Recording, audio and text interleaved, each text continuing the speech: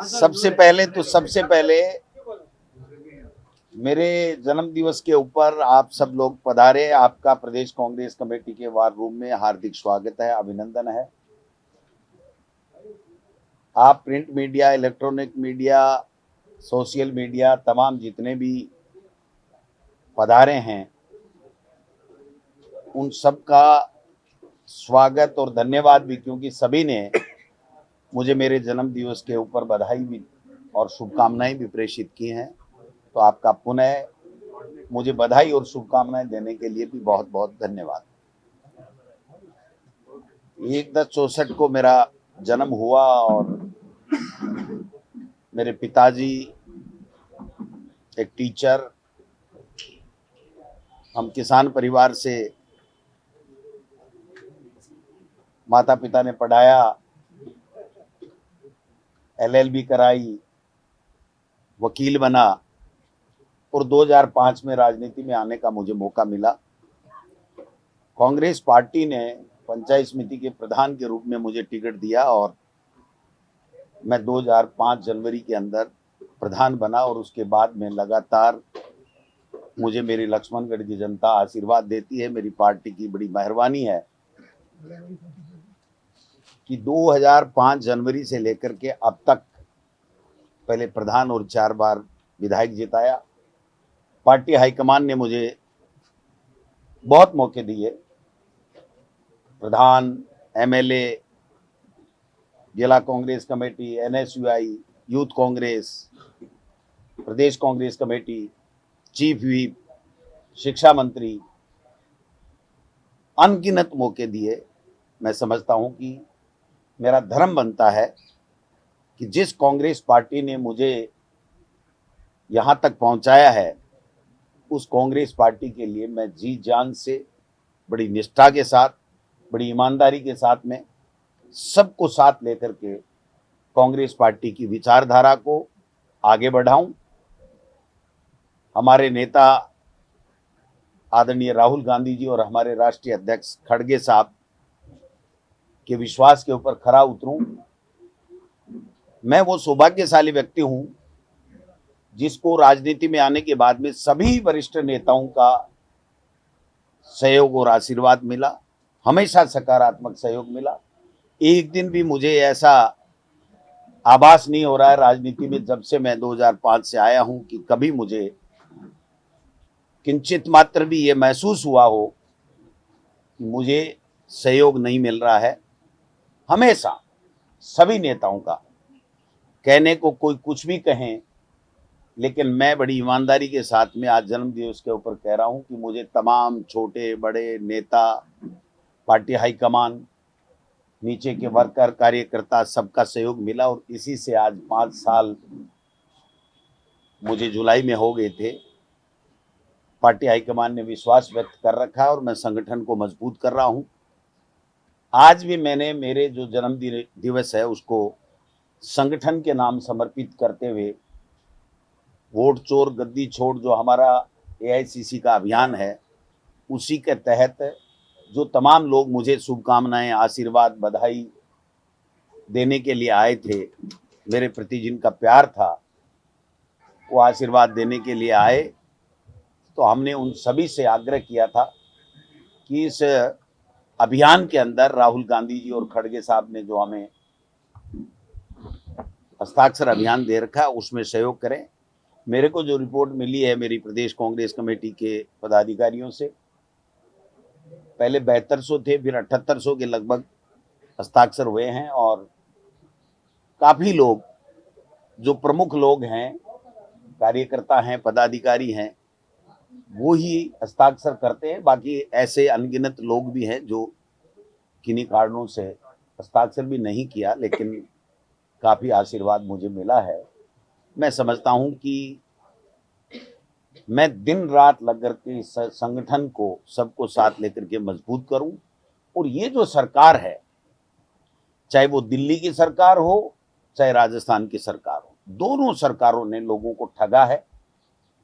पहला चुनाव मोदी जी झूठे जुमले और वादे करके जीत गए।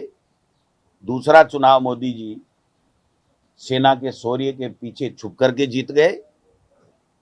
और तीसरा चुनाव मोदी जी वोट चोरी के आधार पर जीत गए। आज पूरे देश और दुनिया में हमारी विदेश नीति फेल है, हमारी आर्थिक नीति फेल है, हमारी किसान नीति फेल है। किसान की आमदनी दोगुनी करने की बातें कर रहे थे। और मैं समझता हूं कि प्रधानमंत्री जी 90 देश यात्राएं, विदेशों की यात्राएं करी है, लेकिन एक दिन भी आकर के हमारे मीडिया को कभी नहीं कहा कि मेरा ये अचीवमेंट है, इस देश के लिए मैं ये करके आया हूं। मैं समझता हूं कि यहां पर किसी ने सपने में भी नहीं सोचा होगा और किसी बीजेपी के नेता ने कभी नहीं कहा होगा कि भजन लाल जी मुख्यमंत्री बनेंगे, आप वोट दीजिए भारतीय जनता पार्टी को। सबने, मोदी जी ने कहा कि आप मोदी की तरफ देखो, 10 रुपए पेट्रोल के कम कर दूंगा, डीजल के कम कर दूंगा, महंगाई कम कर दूंगा, यहां पर बेरोजगारों को रोजगार दूंगा, और पता नहीं कितने वादे किए थे। लेकिन आज वो सारे वादे हवा हवाई हो गए हैं। एक भी वादा मोदी जी पूरा नहीं कर पाए। जीएसटी का पहले बढ़ाया, 10 साल लूटा, और अब जब बिहार का चुनाव आया और खुद का शासन डगमगाने लगा, कुर्सी डगमगाने लगी, सिंहासन डगमगाने लगा, तब जाकर के उन्होंने देखा कि अब एंटी कमेंसी होगी। लोग समझ गए कि ये तो केवल बातें करते हैं, काम नहीं करते हैं। तो ये जीएसटी का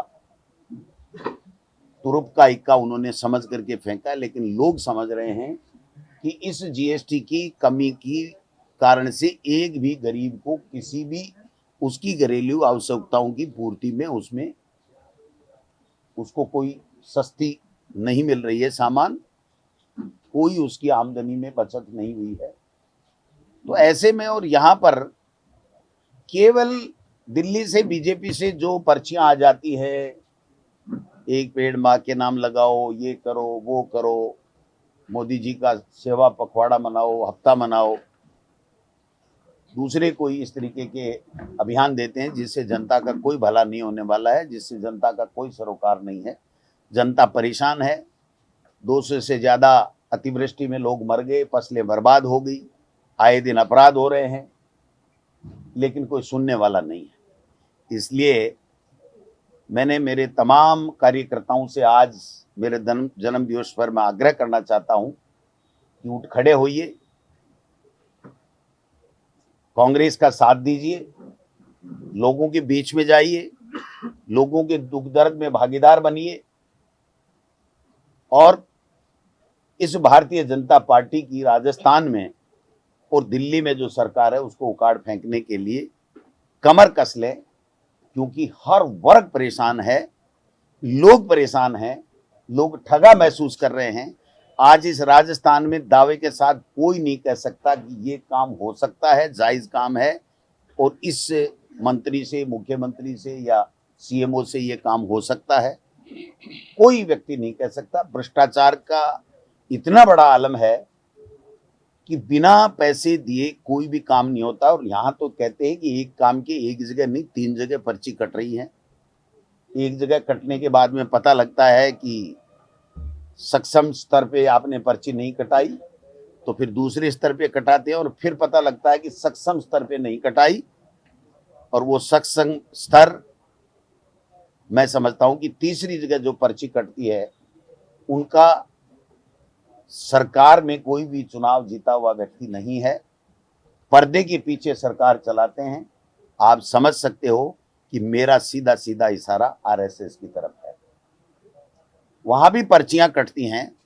अभी अभी ताजा एक उदाहरण देना चाहता हूं कि 5000 प्रिंसिपल के ट्रांसफर हुए, 800 की लिस्ट पहली फेज में बनी थी, 800 के बाद में सीएमओ में वो लिस्ट आई, 1100 की वो लिस्ट बनी, फिर वो लिस्ट आरएसएस के यहां गई, 1700-1800 की बनी, फिर वो लिस्ट सीएमओ में आई, फिर वो 3500 की बनी, फिर वो अधिकारियों के हत्थे चढ़ी और दलालों की हत्थे चढ़ी, और 4500 ट्रांसफर हुए मैं दावे के साथ कह सकता हूं कि भारी भ्रष्टाचार की भेंट वो लिस्ट चढ़ी है। आप सब इस बात के गवाह हैं।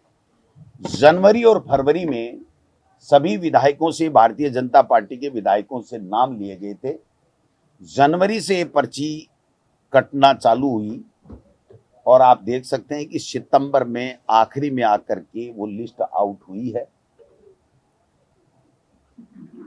मैं समझ नहीं पा रहा हूं कि इतना बड़ा भ्रष्टाचार होके भी वो किस मुंह से दूसरे के ऊपर आरोप लगाते हैं और किस तरीके से वो अपनी वाई अपनी पीठ थपथपा रहे, मेरे समझ से परे है। लेकिन आज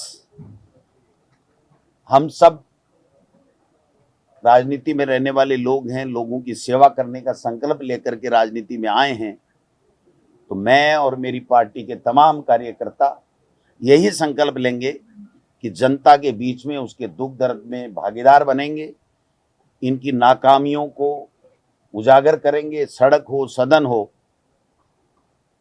और आने वाले पंचायत राज चुनाव और नगर निकाय चुनाव में जो एमएलए और एमपी से पहले आएंगे, उसमें इनको इनकी औकात बताएंगे कि आप टाल सकते हो चुनाव, लेकिन जिस दिन भी चुनाव होगा आपको मुंह की खानी पड़ेगी, क्योंकि कोई भी जनता, बल्कि बीजेपी के कार्यकर्ता भी इनकी कार्यशैली से खुश नहीं है।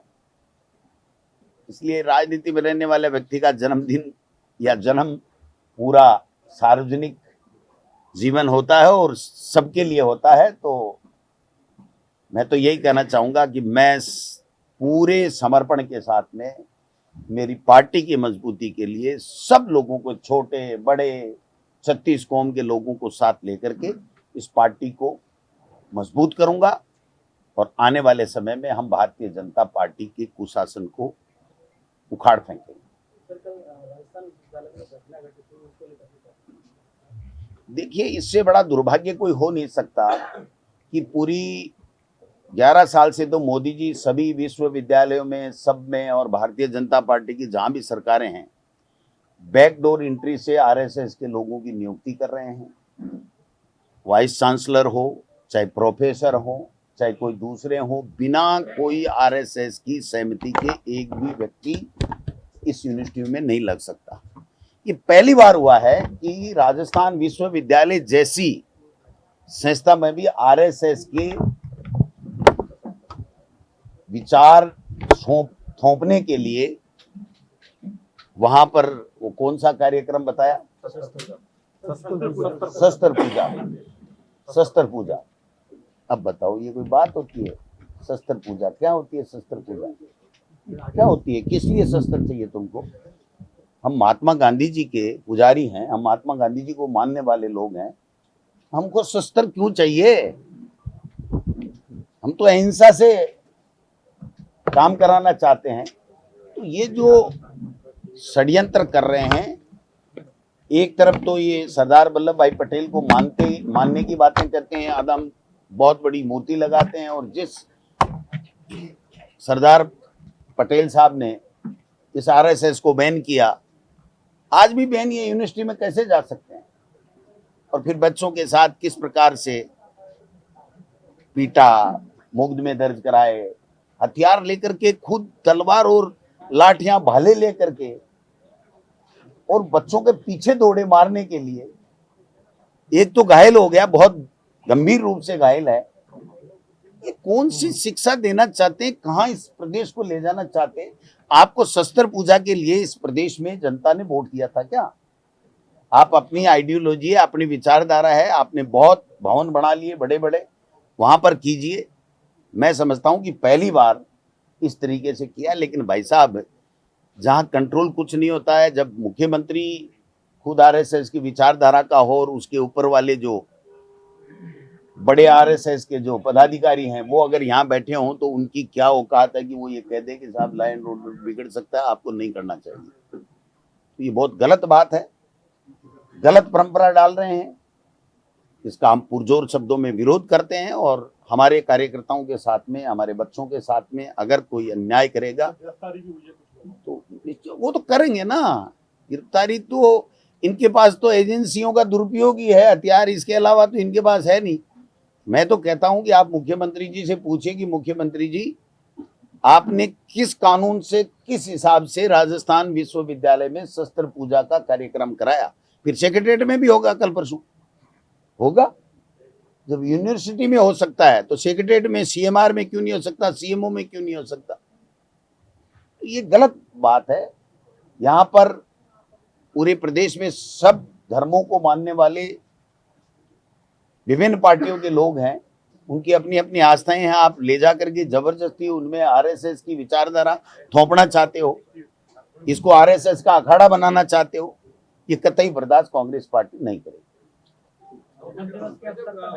बिहार में जो वोटर लिस्ट को लेकर के राहुल गांधी ने बात रखी थी, इसको लेकर के अब फाइनल जो लिस्ट है वो तैयार हो गई, लेकिन हुआ वही जो राहुल गांधी कह रहे हैं। देखिए, मैं कह रहा हूं ना, ये दो तरीके से वोट चोरी करते हैं। एक वोट चोरी है कि चुनाव के समय चुनाव आयोग के अधिकारियों को अपने पक्ष में लेकर के और वोट फर्जी जोड़ते हैं। वोटर लिस्ट जिस दिन वोटिंग होती है उसके 24 घंटे पहले आती है, किसी को पता नहीं चलता है, और वो फर्जी वोट डाल करके चुनाव जीत जाते हैं, जो राहुल गांधी जी बार बार कह रहे हैं। दूसरा तरीका, इन्होंने एसआईआर के माध्यम से जो कांग्रेस के या बीजेपी को नहीं देने वाले वोट हैं उनको कैसे भी एसआईआर से काट दो, और वो वोट जुड़े ही नहीं उससे पहले। अब आप देखिए ना, रिजल्ट कितने दिन पहले दिया और 10 तारीख को आचार संहिता लग जाएगी, तो आदमी कुछ कर ही नहीं पाएगा। इतने दिन में कहां से इतने लाख वोट, कोई कहीं बैठा है, कोई कहीं बैठा है, कोई कहीं व्यापार कर रहा है, नौकरी कर रहा है। वो जिस दिन वोट देने आएगा उसको पता चलेगा कि तेरा वोट ही गायब है। तो ये लोकतंत्र की हत्या है और संविधान का उल्लंघन है, संविधान की हत्या है। मैं समझता हूं कि जनता इनको मुंह तोड़ जवाब देगी। देश की जनता बिहार में भी देगी और दूसरी जगह भी देगी। सर, जन्मदिवस के अवसर पर विधानसभा अध्यक्ष का बधाई संदेश या कॉल आया क्या है? जन्मदिवस के अवसर पर विधानसभा अध्यक्ष का बधाई मुख्यमंत्री जी का आ गया, मुख्यमंत्री जी का आ गया, राजेंद्र जी राठौड़ साहब का आ गया, और मैं तो फोन पिकअप नहीं कर पाया। विधानसभा अध्यक्ष का आया क्या? विधानसभा अध्यक्ष तो हम सब के लिए आदरणीय हैं, उम्र में वो बड़े हैं, हम सम्मान करते हैं। कार्यशैली का विरोध है, तो अगर यही रहेगी तो विरोध रहेगा, चाहे वो जन्मदिन का आए ना आए, इससे कोई फर्क नहीं पड़ता। व्यक्तिगत दुश्मनी हमारी नहीं है, हमारी व्यक्तिगत दुश्मनी नहीं है, हमारी केवल उनकी कार्य प्रणाली के ऊपर सवाल है, इसके अलावा और कोई बात नहीं। क्या लगता है वोट चोरी राजस्थान में भी हो सकती है या हुई है? हम तो बीएलए बना चुके बीजेपी से पहले, नहीं करने देंगे, मजबूती के साथ में खड़े रहेंगे। नहीं, लोकसभा में तो हुई है ना, उसका तो हाइड्रोजन बम आएगा थोड़े दिन में, राहुल गांधी जी बताएंगे अब सबको। हाइड्रोजन बम में हम उम्मीद करते हैं कि राजस्थान भी एक प्रदेश है। अब कौन सी सीट कैसे क्या है वो हमारे पार्टी हाईकमान करेंगे। हमारे राष्ट्रीय अध्यक्ष आदरणीय खड़गे साहब का भी समाचार मिला है कि वो अस्वस्थ हैं और हॉस्पिटलाइज हैं। मैं उनके स्वास्थ्य की ईश्वर से कामना करता हूं कि वो जल्दी स्वस्थ हों। हम सबको उनका मार्गदर्शन लंबे समय तक मिलता रहे, ईश्वर से यही कामना करता हूं। निश्चित रूप से खड़गे साहब ने जब से अध्यक्ष बने हैं तब से जिस बेबाकी के साथ में जिस पार्टी की विचारधारा को मजबूत करने के लिए उन्होंने दिन रात इस उम्र में भी मेहनत की है, उनका कार्य बहुत ही प्रशंसनीय है। और मैं ईश्वर से कामना करता हूं कि जल्द स्वस्थ होकर के हमारे मार्गदर्शन के लिए हमेशा और कार्य करते रहेंगे।